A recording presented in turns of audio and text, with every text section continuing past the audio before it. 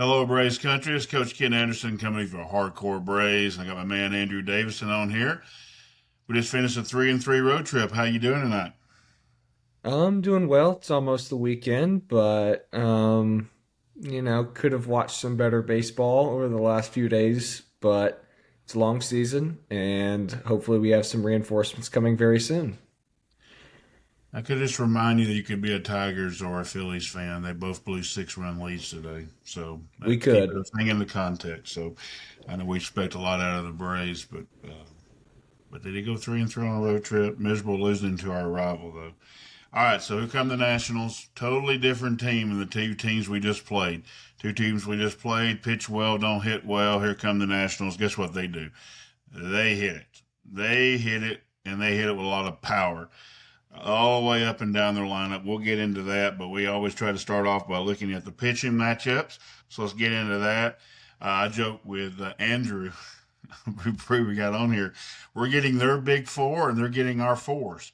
So they're Jake Irvin, Foster Griffin, Miles Michaelis, and Cavalli go for the Nats. That's their four best starters. The only one we're not getting is Zach Littell, and we miss him. So, uh, Boo-hoo. yeah, boo-hoo. And they're getting our fours, all our number four starters: Grant Holmes, Bryce Elder, Renato Lopez, and Martin Perez. So it's the battle of the fours, the best fours for the Nationals, and they're not. They're look, Griffin's really good. Yeah, Griffin's he's good. good.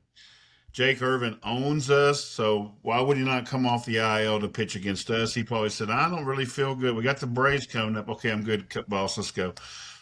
So we'll see. Miles Michaelis always pitches good against us. Cavalli's hit or miss. So, what do you think of the pitching matchups this weekend in Atlanta? I think there are going to be some interesting pitching matchups. I think there's a chance to be a lot of runs scored this weekend, and that's between both sides. And I hope our bullpen's ready because they're going to get work this weekend.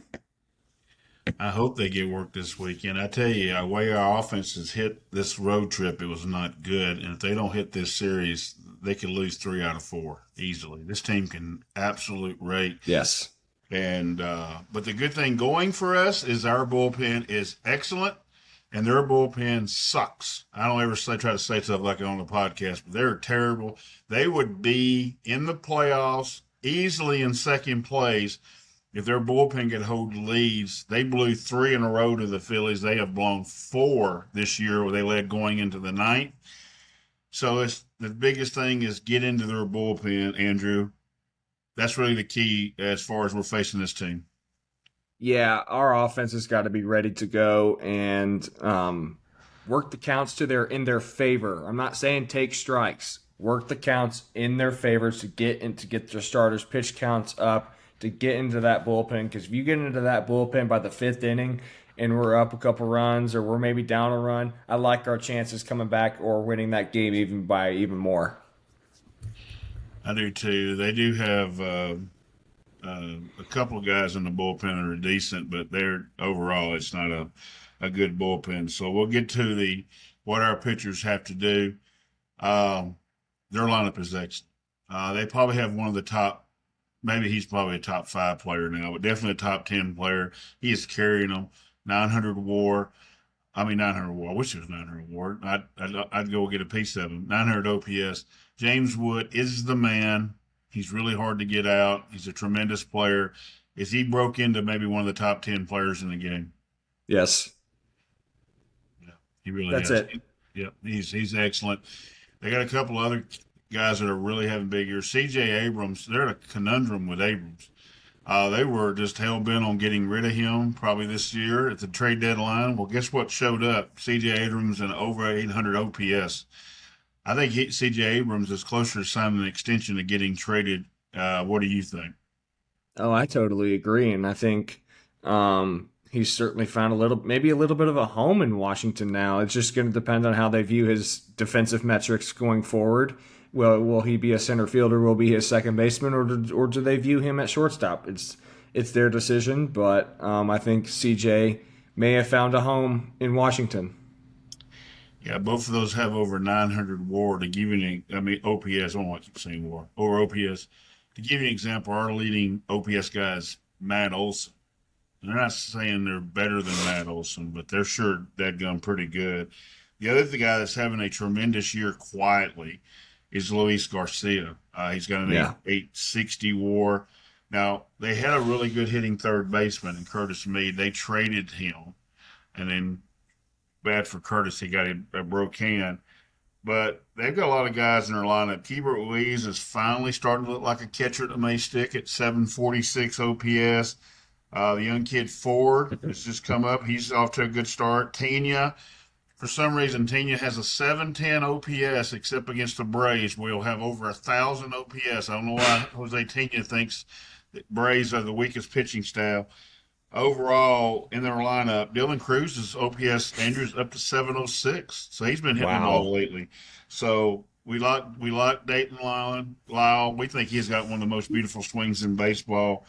A lot of lefties in this lineup. So how would you approach trying to get them out? Stay away and stay soft. Bryce, we got Bryce going this series, for example. Use the changeup and the curveball to your advantage and stay away from these lefties. Get them out in front, have them roll over to Ozzie and Matt almost every at bat the best you can. And if we get ahead of their hitters, they are liable to strike out. They are some young guys, so their chase is there, but we got to get ahead. We've got to get ahead with our starting pitchers. Two concerns also that we have. I will say this here: being left-handers, a lot of times you can throw fastball up high. Problem is none of our four starters will really pitch there, so that's not going to help. But maybe when we get in the bullpen, maybe Dieter, all of them can throw the ball up here and get them up. Here's the other thing. There's two things interesting about the Nationals. They can run. They Yeah. can run. They've got a lot of speed. That scares me because of this group. We won't call them out by name. We got three of these four pitchers. They just don't hold runners whatsoever. They'll all be right-handed. You can figure out which three they are by me saying that. Is that a big concern going in this series? Like, we got to be on our game here because they're going to run around the ballpark like crazy if we don't hold them. I think our pitchers are going to do a better job of holding runners. How about you? It's a concern for me for sure. We've kind of seen some smaller teams that we've played in the past. Maybe I'll use the Marlins for example. They've really stayed in big close games with us just because they've been able to run all over the ballpark. And the Nationals are a better hitting version of the Miami Marlins with worse pitching. And the stolen bases do concern me this weekend, especially with some of the guys not very well at holding runners. Yeah, there's the three right-handers. Bryce is the best of the three, but I mean, Reynaldo, they can just run all day on Reynaldo. He just doesn't hold runners whatsoever. I think that's coming from out of his when he worked in the bullpen. All right, so defensively, these two teams, the Braves normally have a really good defense. They did not play so well defense in a couple of games in Baltimore. They did make an error today, did not hurt them, Austin Riley. But overall, they're a pretty good defensive team. James Wood is a very good defender and outfield. In fact, I will say this: their whole outfield is pretty good defenders. Their infield is not so much, and C.J. Abrams has got better. You can run on Ruiz. You might not be able to run on Ford. So, how do you think the defensive matchup goes in this series? I think it favors the Braves slightly, but it's close because the fact of the matter is they can catch the ball in the outfield. I lean Atlanta here on the defensive metrics, but we did have a couple bad games in the last 6 games, and I wonder if some maybe poor offense has been taken out onto on the defensive side. So there's a kind of a case for that, but I'm just kind of hoping that our defense locks in and being back at home, being more familiar with the field, that really helps our defensive game. Yeah, I do too. So the next thing we have to go into, this is an interesting weekend. We don't get to do this one time a year. That's trade deadline. All right, so you got two teams, both are in playoff position, and so take each side. I want you to really break this down. Okay, if you're the Braves, you're sitting in first, 6.5. You're still 4 behind the Brewers. You're really starting to look like a playoff team. What are you thinking with Alex this weekend, and does that affect the way you play on the field? I think it's if I'm Alex, I'm really paying attention on what is being played on, taking from what just happened on the road, and then for the next 2 nights, really, and seeing where do I really need to get this team in a better position, make this team better. And the way I'm thinking and breaking it down is, first of all, from what we just saw, I think you got to get a right-handed bat. We cannot hit left-handed pitchers to save our life. And I love Eli White. He's not going to thread the needle for us. He's just not going to do it versus lefties. Um, I'm also looking at a starting pitcher. Right now, we have a number one ace, a top 4 pitcher in baseball, and then we have 4 number 4s. And you never know what you're going to get out of them any night out. You got to be looking for a starting pitcher, maybe even 2 if the market's if it's expensible, and then adding to that bullpen might be something that you could always use. We don't know when exactly Suarez is going to come back and if he'll be 100% healthy. And you want to make sure going into October, because it's easier to guide and manage and pick your spot getting 27 outs in October than it is in the regular season, to where another bullpen piece could be really big heading into the postseason, because I do think everyone here, especially you and I, agree the Atlanta Braves are a playoff team in 2026. Yeah, this is the way I'm going to look at it as a coach and tell my team. There's a report that come out, and I totally agree with it. I don't think Alex is going to be able to do much to Monday. I just don't think there's going to be a lot of weekend moves, because there's so many teams that are kind of. We had a move tonight with the Angels and the Rangers. It's kind of a whatever move. Although the Rangers uh, uh, did come out best in my opinion. They got a catcher that can help them, and they got a relief pitcher that can help them. But with that said, I'm going to tell the team Alex is going to make a move 100%. He's going to make one move at least. I don't care what it is. He's first place team, whatever. Boys, let's make him make multiple moves. Now, I'm not going to tell my team that, because that means some of them may have to go. But I'm telling my coaching staff, we've got to coach harder this weekend than we have all week, all year. We have got to win these games. We have got to show Alex to go for it.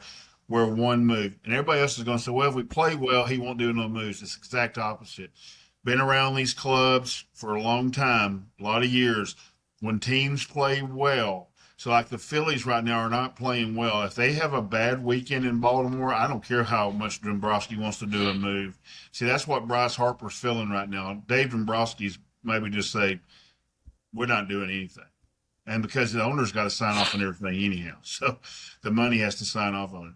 So that's the way I'm thinking the Braves are looking at it. The Nationals are probably need a reliever or 2. I'm not sure they want to do anything. They may can get to the playoffs as is, because their offense is outstanding. What do you do if you're in the Nationals dugout? How do you look at this weekend?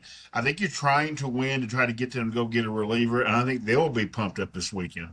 I think they're going to be coming into Atlanta ready to kind of kick our butt a little bit. They're riding high. They just took care of the Blue Jays now. I know the Blue Jays are in sell mode, ready to punt on the season, but this is the Washington Nationals. They're a young, really good young ball club. They kind of remind me a little bit of our earlier days when Ronald and Ozzie and Austin were starting to come up, and they got some firepower. They're going to be pumped up, ready to come get right into that maybe last 2 spots in the wild card, and they're going to be ready to go, because if that offense puts on a little bit of a show this weekend, show their owners and show their GM that they got a shot, he's going to go out and get 1 or 2 bullpen arms. It may not be anything sexy or anything like that, but he's going to show them, hey, we're buying a couple bullpen arms. Let's go get them. Yeah, I think that JoJo Romero from St. Louis would be a perfect guy to bring in. Great clubhouse guy. He pitches really well. They need a left-hander, so we'll see. So let's get into our predictions. All right, starting pitcher, who you have a lot of them to pick from. Who has the biggest start of the weekend? Mm, Grant Holmes. No, Bryce Elder. It's Bryce Elder because I'm going Bryce. He's got Foster Griffin. He better pitch Yeah, well. Yeah, yeah. It's Bryce Elder. I'm going Bryce. I'm going to go Bryce. We got to go Bryce, which is one we have to agree on. I mean, the rest of the pitchers we should hit, and that's up to the offense. But if I'm Bryce Elder, I'm the one that has to go pitch. And to be honest with you, you get the feeling out of the last audition, Bryce is the one most likely to pitch a playoff game of the four. Don't you agree? 100%. Yeah. I mean, I'm not a gambler too much, but if I was gonna bet on Ronaldo, Grant, or Bryce to possibly start a game in October, it's gonna be Bryce out of the three. Yeah, the only asterisk to that is if we do add two starting pitchers or a really good one, I could see Grant starting and if Swelly comes back, piggybacking a game. But we'll see. All right, relievers, 4 games. They're all going to pitch. They're going to pitch quite a bit. Who's the reliever? I think it's just going to be we're going to pick one. You're going to pick the other, and I'm going to go here because it's a left-handed hitting lineup. But who are the relievers? Who's going to have the most important appearances this weekend? Dylan Lee. This is his time. He finished well in New York. He had that one inning. He looked good. This is a big time weekend for Dylan Lee as he gets right back on track, heading right into the last third of the season, and really need Dylan Lee to get back on track. And I think this is a big weekend for him. He's got a lot of good matchups. Yeah, we're going to have to slow him down. He pitched his 50th game tonight out of 108 games. That is too much of a pace. He's going to be. He did pitch good tonight, except the first batter crushed the ball, but luckily it was enough arch on it. I'll go the other lefty, Dylan Dodd. He had his first kind of off. I mean, he was off in St. Louis a little bit, but they hit him a little bit. Dribblers. He hadn't walked but one batter in his previous 12 outings. He walked two today, and it come back to bite him. Me and Andrew love Carson, but we love all their kids. Ewing's a great player. Young's going to be a great player, but Carson Bench, man, he stands in against left. He got a hit against Sell tonight. So I think it's Dylan Dodd. Dylan. We need you to get in there and can't walk batters. They hit you, they hit you. And tonight he had one uncompetitive at bat that he walked a guy almost on 4 pitches. So Dylan, come on, you can do better than that. All right, hitter. We should hit this series. We haven't hit in 6 since the Padres series. So who's going to step up and start hitting for us this series? The guy that's going to step up and hit the baseball this weekend. I can't believe I'm going to go. I can't believe I'm going to do it. Ronald Acuna. I'm going to go Ronnie. I know there's some fans out there, especially on British Tutor, who are down on Ronnie after 3 games. I know it hasn't looked great, but I think Ronnie being back at home with the crowd behind him, he's going to be pumped. He's going to want to get back on a good track, especially heading into the Marlins series. And I think Ronald's going to have a big weekend because we need Ronald. Good thing going for Ronald is he's having trouble with over 95-mile-an-hour velocity. Christian Scott just blew it by him tonight. He don't have to worry about it in these 4 games. These 4 games, their starters, nobody throws like that. He does get to hit the sweeper a lot this weekend, so hopefully he'll be zoned into that. He had some good swings on the sweeper tonight. He had a line drive that should have been a base hit. Carson Bench made a great catch. Carson Bench, guys, is going to be an all-star for the New York Mets, and I hate that because I don't want the Mets to be any good. I am going to go. It's really tough here, but I'm going to go. Heck with it. I'm going to go Drake Baldwin. I kind of went between 2 different players. One's the left and one's the right. I'm going to go Drake Baldwin. Drake is having decent enough swings. Rest of them, we got to get it going though. Got to get it going. When Mauricio's off, when he gets a bases loaded 2-out situation, now he hit the ball decent to center field, like 96 miles an hour, but he was disappointed.